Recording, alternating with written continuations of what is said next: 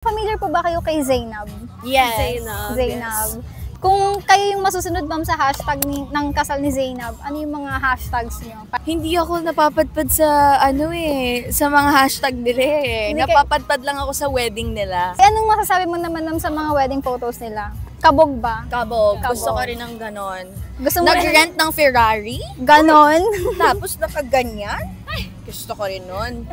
Ikaw ma'am, baka meron kang witty hashtag din para sa kasal nila. Nabasa ko eh. Okay, go! Kaso ang corny niya. Okay, Kaso go. yun lang yung pumapasok sa utak ko. Sige! Kapag sinabi kong Zainab, sabihin mo hooray. Ay, ganon! Hooray! Nakita ko lang yung Ikaw, Wala akong ma'am. maisip na Wala akong hashtag. maisip na hashtag. Pero na-amaze po ako kay Zainab kasi nakapili siya ng lalaking man of God na katulad ni Ray Parks. Kung a-attend kayo sa wedding ni Zainab at kayo ang masusunod sa theme song ng kasal nila, ano yung theme song part na maganda? Iris. Iris. Ng? Goo Goo Dolls. Oh, magandang yun, same. Same. Ikaw, ma'am? For sure, worship song. Ikaw kung magkakasal ka, ano yung... Oo, yun na lang ang magandang tanong doon. Kung ikaw Kung mahahanap kasal. yung Ray Parks ng buhay niyo. Yung Chris... Wala akong maisip. May kasi parang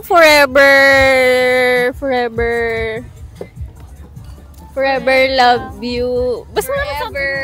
Basta may forever, ma'am, no? Yun na yun. forever and ever, amen. Okay. Ma'am, kamukha mo naman si kamukha mo si Chloe. Diba? Ang dami nagsasabi. I know! Where's my Carlos Yulo? Wait lang, tawagin ko lang si Carlos.